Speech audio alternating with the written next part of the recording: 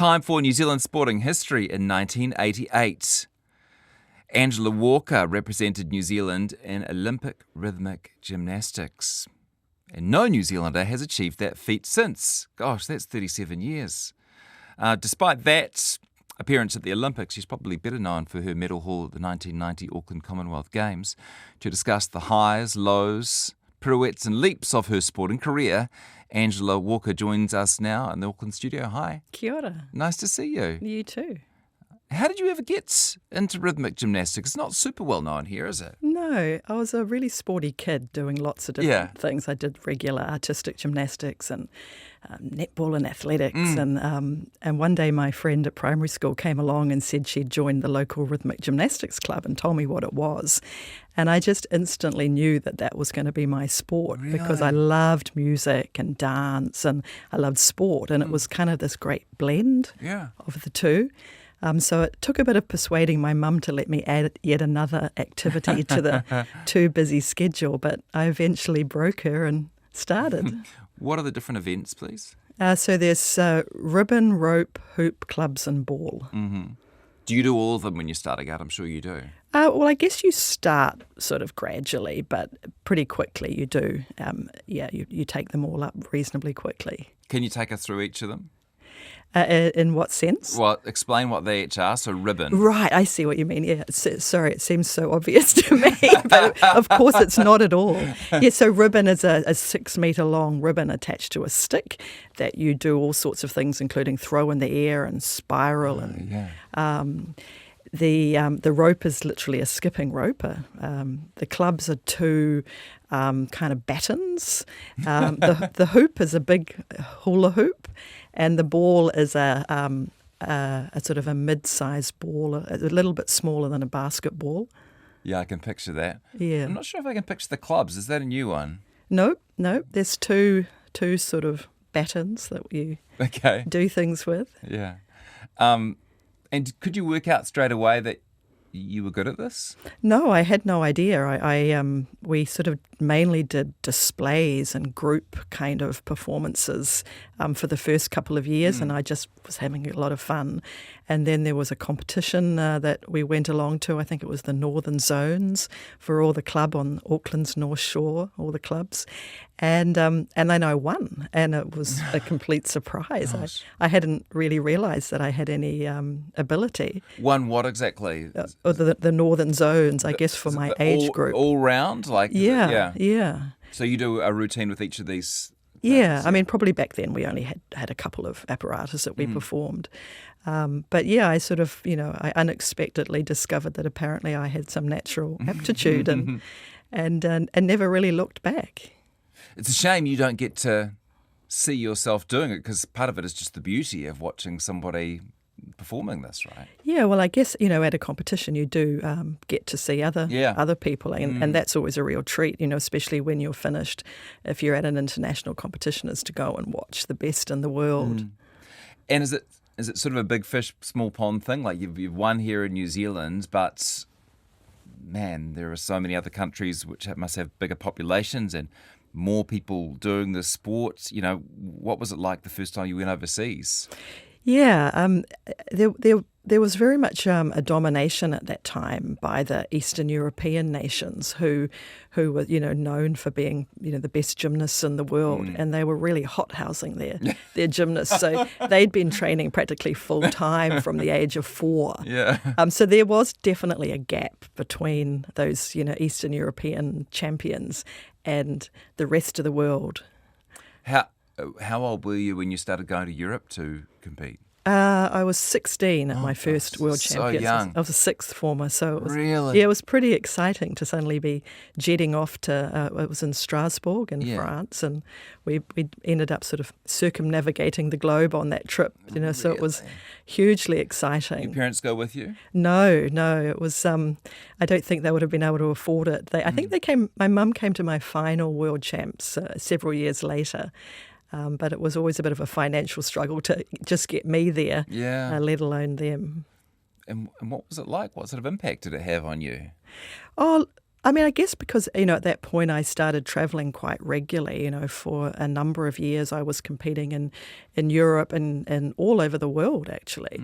And so it's really formative, I think, when you're a teenager. It probably wasn't that common for a Kiwi girl to be jetting off around the world quite regularly in your teenage years back in the 80s. Yeah. And I think it really definitely kind of inspired me to have quite an international life and an international outlook. And I still live to travel. My producer tells me you might owe your career to your dad winning a competition. Yeah, so as I said, it was always a bit of a financial struggle. That was probably the biggest hurdle that we faced in terms of being able to continue competing internationally, was how did you fund, the various trips that you needed to go on, year after year. I think it was from 1983 to 1989. I would have gone once or twice a year, somewhere a long way away. And I can remember there was one time where we were genuinely really struggling to fund a trip. And it really was beginning to look like I just wouldn't be able to go. And then my dad, who was incredibly lucky, sort of a guy, he entered a competition that where you had to guess what the cricket score would be. Right. It was like a one day against Australia or something, and he got within one of the correct score.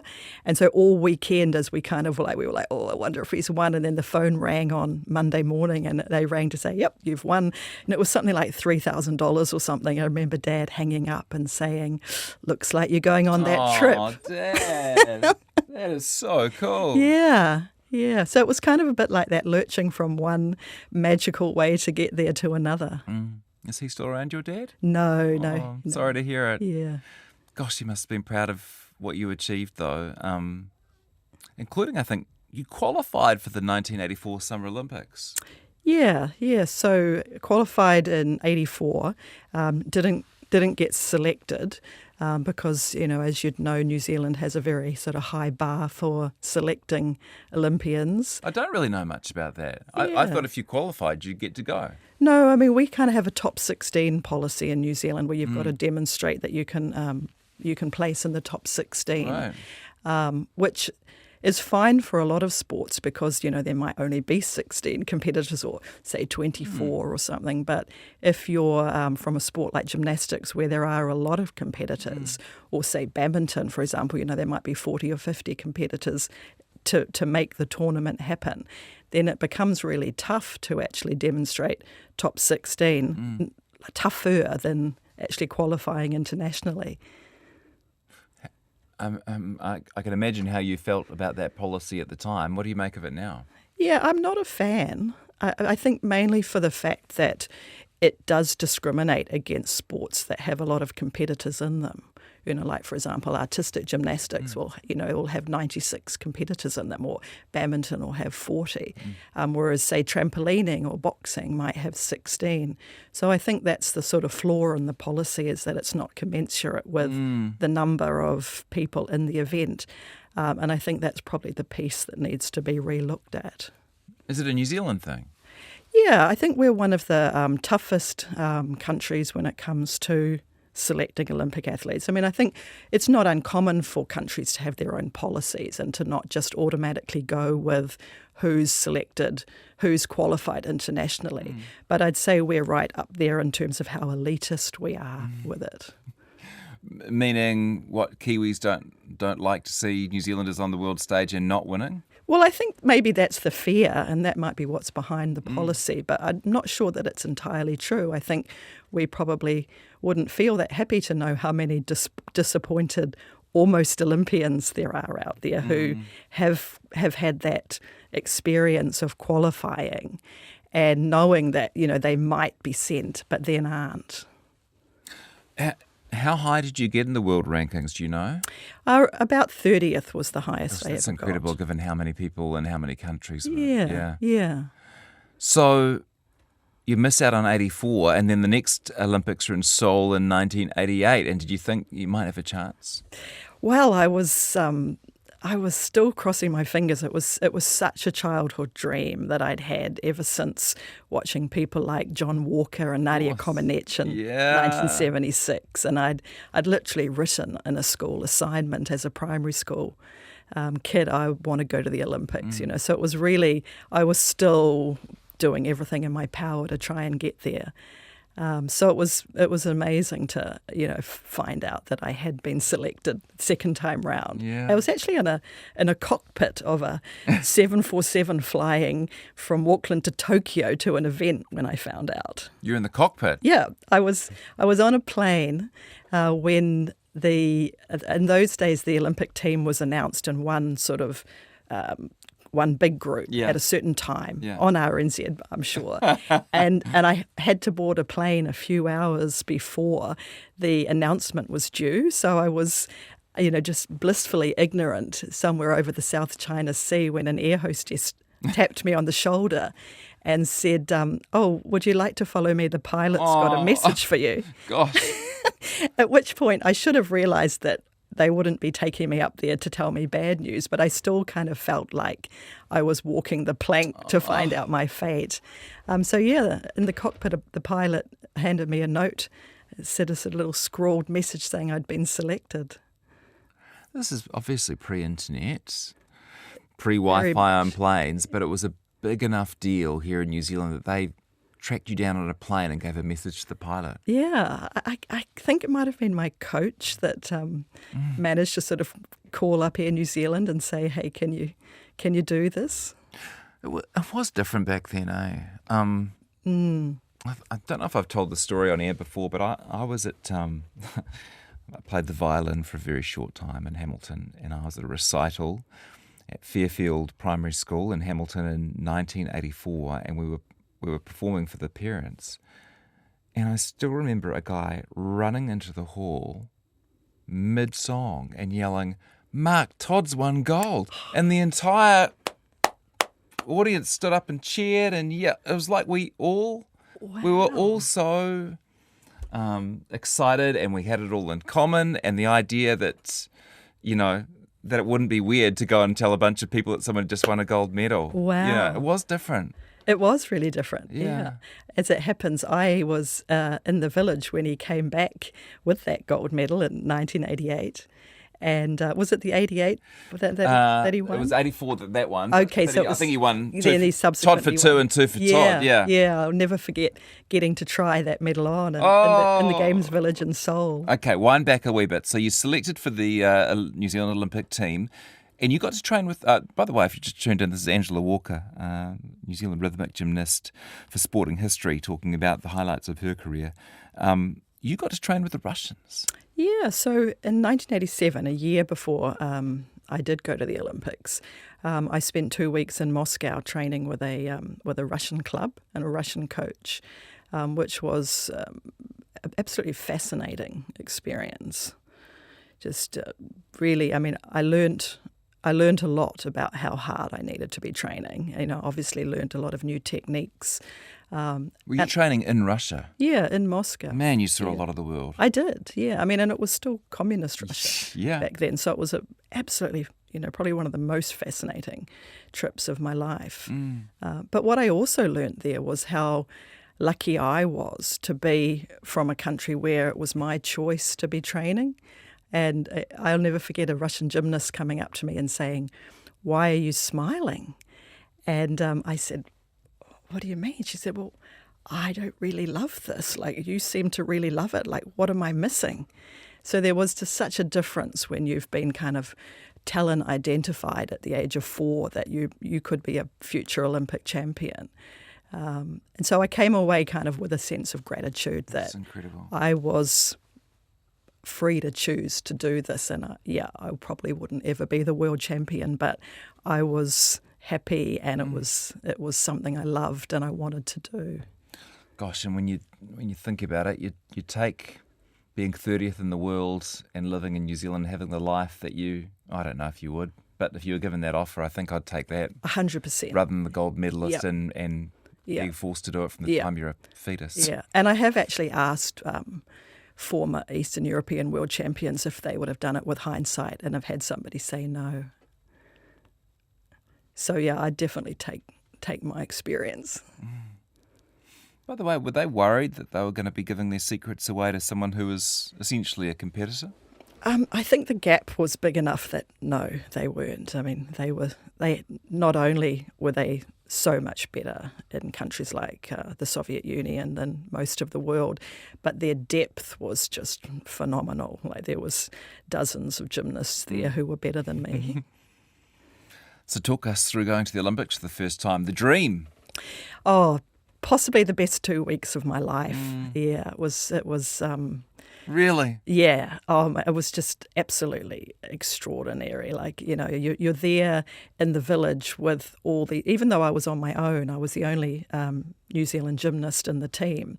You make all these new friends with real kindred spirits. Like you discover all these other athletes who you've got so much in common with. You're all basically single-minded, driven athletes who have Everyone wanted gets to, it. Yeah, Yeah. and you're all quite similar. You kind of make lifelong friends, and yeah, just I think the thing for me, the most important thing about the Olympics really is just this idea of bringing the world together. And in Seoul, Korea, I was in a country where it was a completely different culture, and you just had this real sort of sense of the world coming together as one, and it's very powerful. Did you make any friends that you kept beyond the Olympics? For a while, yes, it was sort of the pre-Facebook era. Although, I am still connected with people on Facebook, people like Anthony Moss and Paul Kingsman. Right. Yeah, that sort of people, athletes from my era that we do still have a connection with. Were you pleased with how you performed at those Olympics? I didn't do flawless routines. I came away with unfinished business, which wasn't a bad thing because it was. I think I possibly would have come away and thought, well, I've reached my big dream. Is it time to retire? I was 21 and that was getting on in gymnastics years. But because I think I hadn't really gone out and done everything I knew I was capable of, there was a sense of unfinished business. And then with the New Zealand being the host of the 1990 Commonwealth Games, they were only about 15 months away at that point. Dad wasn't required to gamble in order to get you to that one. No. By that stage, once you're sort of doing Olympics and Commonwealth Games, there's more support. Oh, that's good. That's good. Yeah. You ended up having a very successful Auckland Commonwealth Games. Yeah. How neat to be able to do that at home. Oh, it was such a privilege, actually, to have all the cards kind of go my way.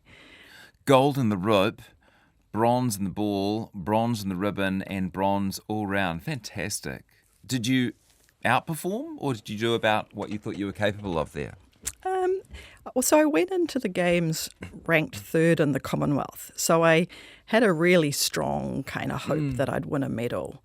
And then on that first we did the all-arounds first. So you compete all four apparatus, and then the total score gives you the all-around medals. So I got the bronze for that, which was very much kind of commensurate with my ranking. And so I had a great sense of, I've achieved my goal.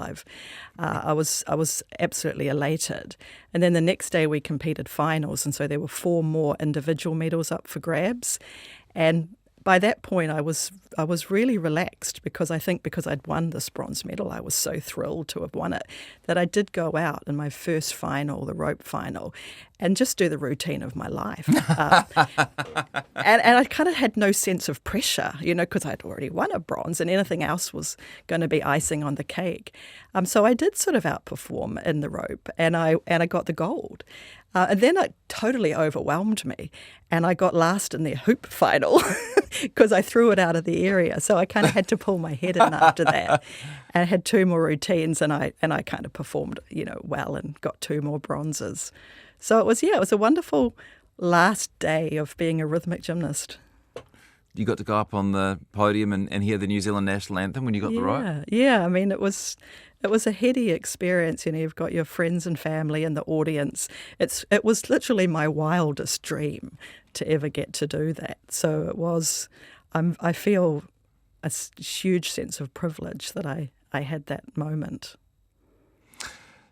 Nikki Jenkins was a huge story in those games. Did you feel like she kind of like swamped a bit of your coverage? Yeah, but it was kind of understandable as well. You know, she was this 14-year-old gorgeous schoolgirl that nobody had ever heard of, came out of the blue, won it in the first few days of the games when we were waiting to win medals. Yeah. And whereas I was on the, I think, second to last day of the games on a day that we won 5 gold medals, kind of all in the same hour or something. So it kind of made sense, you know. I was really thrilled for Nikki. It was a phenomenal achievement. You must have inspired a few young New Zealanders to take up rhythmic gymnastics. Do you know if it had an impact? I think it did. I mean, I think back then the sport was actually in quite good health. There were a lot of gymnastics clubs, and the sport was really quite popular in New Zealand at the time. I think it's still a sport that we have a very good current rhythmic gymnast in, Anna Hopman. Yeah. She's exceptional. She just competed very, very well at the World Champs and got in the top half of the field. I've got high hopes for us getting another gymnast to the Olympics eventually, and hopefully next time. So how old were you when you retired from competition? I was 22. Gosh, Yeah. That's amazing, eh? Very much considered a veteran. Really? Why? Oh, well, I You mean, can still be strong and creative when you're in your late 20s. I mean, to be honest, there's no reason why you couldn't be doing it in your 30s. But it was just that all the other gymnasts were teenagers. So it tended, particularly back then, it was a sport very much dominated by, older teenagers. But I think as the sport has evolved, we are seeing gymnasts continue on longer, and there isn't any reason why not. You must feel, I was going to say grateful. I mean, you earned it, but you must still feel blessed to have had this opportunity to have this life in this, what was essentially a 7 or 8 year period, to see the entire world, to go to the Olympics, to win gold for your country, to hear the national anthem, all that stuff. Oh, hugely. And I think grateful is exactly the right word. It was an incredible series of things that, happened, and I don't for a minute take it for granted. You got 4 medals? I did. Have you still got them? They're tucked away somewhere in the back of the wardrobe. They don't see the light of day very often. Well, a certain sort of person would frame them and have them up on their wall, so it's the first thing anyone saw when they walked into your house, but that's obviously not you. No, if you came to my house, you would not see any evidence whatsoever of my sporting history. What did you do next? I went back to university and finished my science degree, which I'd put on pause while I'd been trying to qualify for the Olympics. It was a little too much to do all at the same time. So I had 1 more year to go. I finished a science degree. And then I've kind of had quite an eclectic career. I've done all sorts of things over the course of my life. Most recently, I've become a writer. So that's sort of, I love telling other people's stories more than my own, the truth be told. We've had you on before. Yes. Talking about, remind me? Dame Yvette Williams. Yeah. So I wrote what a story. her story. Yeah. The book Ideals Are Like Stars. And I think that's more my happy places, talking about other people.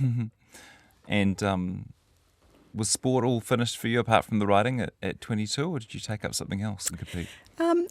I've always been active, but I think the part of my life that continued from rhythmic gymnastics was more the creative side. I've continued sort of to do sort of love and do things and more in the artistic sphere. I play the piano, I write. I'm a great lover of the performing arts. So it was probably that half of rhythmic gymnastics that became the kind of the continuity. But I've been very involved in sport all my life. I've worked for High Performance Sport New Zealand.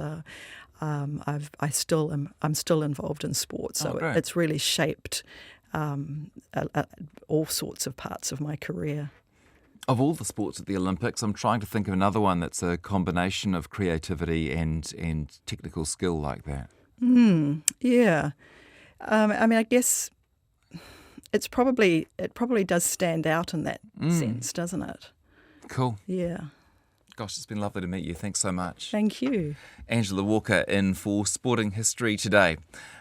She was at the Olympics for rhythmic gymnastics in '88 and won 4 medals at the Auckland Commonwealth Games.